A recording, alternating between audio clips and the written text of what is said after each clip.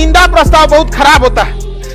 समस्त मंत्री या किसी एक मंत्री के काम से अगर हम संतुष्ट नहीं है तो उसके खिलाफ लाया जाता है निंदा प्रस्ताव। ये पास हो गया ना तो सरकार गिर जाती है। रीजन समझिए, पास होने के लिए 50% से ज्यादा वोट चाहिए और सरकार में वही रहेगा जो 50% से ज्यादा वोट है। मंत्री का मतलब होता है सरकार, मंत्रिमंडल का मतलब क्या होता है? सरकार। मंत्रिमंडल का मतलब सरकार। और अगर मंत्री सरकार वही जिसके पास 50% वोट है, और निंदा प्रस्ताव भी वही ला सकता है जिसके पास 50% से ज्यादा वोट है। इसका मतलब अगर सरकार के खिलाफ 50% से ज्यादा लोगों ने प्रस्ताव पारित कर दिया और निंदा प्रस्ताव को पास कर दिया, यानी सरकार के पास 50% से कम वोट है, इसका मतलब दाल में कुछ काला है। अगर निंदा प्रस्ताव पास हुआ, इसका मतलब सरकार बहुमत खो चुकी है। सरकार बहुमत खो चुकी है और सरकार बहुमत खो देगी तो सरकार में रहने का कोई अधिकार नहीं है। समझ में आ गया कि नहीं आ गया? अच्छा, इसका एक और इसी से मिलता जुलता इसका भाई एगो, निंदा प्रस्ताव का भाई एगो धन्यवाद प्रस्ताव। देखिए, जब बुराई कर रहे हैं तो तारीफ भी तो करिएगा ना। कौन सा प्रस्ताव? धन्यवाद प्रस्ताव। राष्ट्रपति जब अपना भाषण या विशेष अभिभाषण, राष्ट्रपति जब अपना भाषण या विशेष अभिभाषण देकर जाते हैं तो उनकी तारीफ किया जाता है, क्योंकि राष्ट्रपति का भाषण मंत्रिमंडल तैयार करता है। और वो राष्ट्रपति अपने भाषण में क्या कहते हैं? मेरी सरकार इस बार विद्यालयों पे ध्यान देंगे, मेरी सरकार स्वास्थ्य व्यवस्थाओं को ध्यान से रखेगी, यानी उस सरकार की तारीफ करेंगे। तो धन्यवाद प्रस्ताव के बाद इसे पारित करना होता है कि हम राष्ट्रपति के धन्य प्रस्ताव से खुश हैं और हम धन्यवाद देते हैं। तो धन्यवाद प्रस्ताव भी कितना %? जो पक्ष में होगा वो तो वोट करेगा, हाँ बहुत अच्छा भाषण दिए राष्ट्रपति साहब, और जो विपक्ष में होगा वो नहीं देगा। अगर यह राष्ट्रपति का अभिभाषण धन्यवाद प्रस्ताव द्वारा 50% से कम वोट पाता है, इसका मतलब सरकार अल्पमत में आ चुकी है। अब सरकार का दिन जाने वाला है। इसका मतलब निंदा प्रस्ताव 50% से पारित नहीं होना चाहिए, वरना सरकार गिर जाएगी।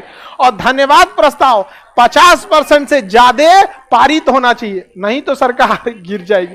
अब खुद से सोच के देखिए ना, सरकार अगर अपनी निंदा नहीं बचा पा रही है, इसका मतलब सरकार के पास 50% से कम वोट है, 273 से कम है।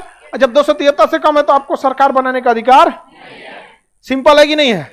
लॉजिक समझिएगा। यहां पर बहुत बड़ा चीज नहीं है निंदा प्रस्ताव, और ना ही बहुत बड़ा चीज है धन्यवाद प्रस्ताव। लेकिन जब यह पारित नहीं हो पाता है तो एक बहुत ही खतरनाक संकेत देकर चला जाता है कि सरकार आ चुकी है अल्पमत में।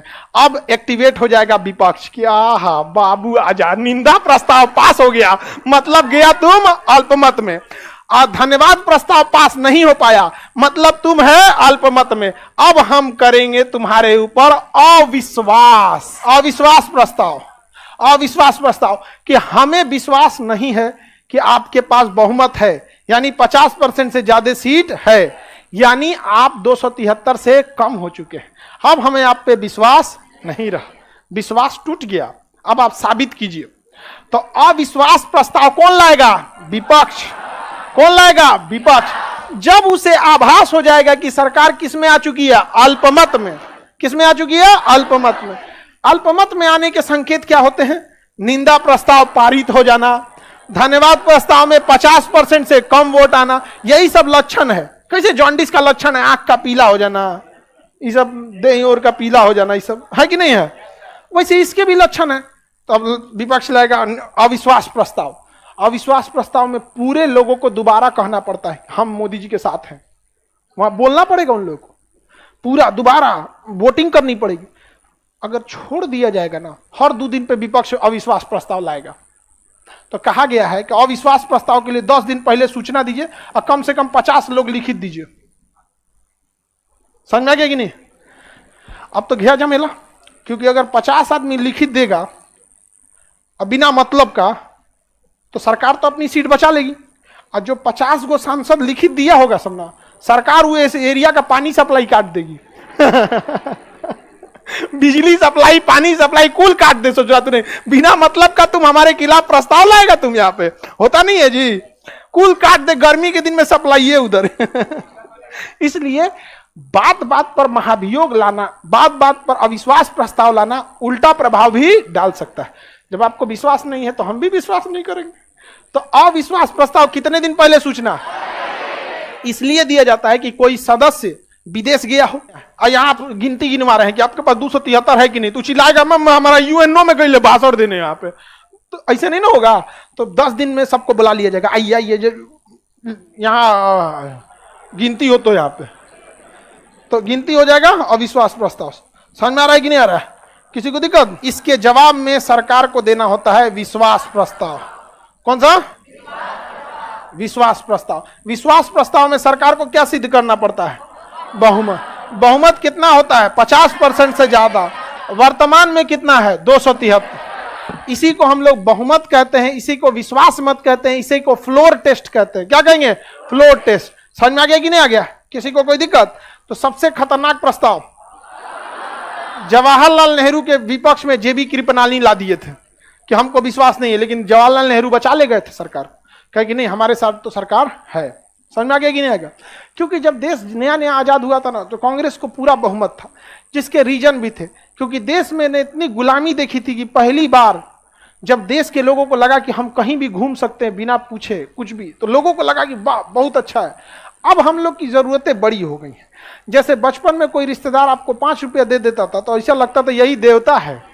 निंदा प्रस्ताव में भी सरकार जाएगी, धन्यवाद नहीं पास हो गया तो भी जाएगी। सरकार को विदाई करने के लिए अविश्वास।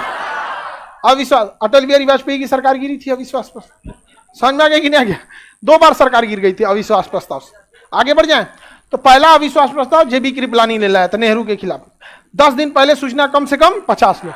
ये जानबूझ के इसलिए रखा गया है कि बात बात पे कोई भी अपना न ले आए। बिना बात पे आप सरकार के खिलाफ ले जाएगा, बार बार मोदी जी के खिलाफ अविश्वास प्रस्ताव ले जाएगा। समझ में आई? फिर दिक्कत आप ही को होगा। हाँ, अरे आपका जीरा का तो व्यवस्था हो जाएगा वहां पे दूसरा राज्य घोषित हो जाएगा। बात पे अविश्वास प्रस्ताव थोड़ी लाया जाता है। किसी को कोई दिक्कत नहीं है? प्रस्ताव समझ में आ गया?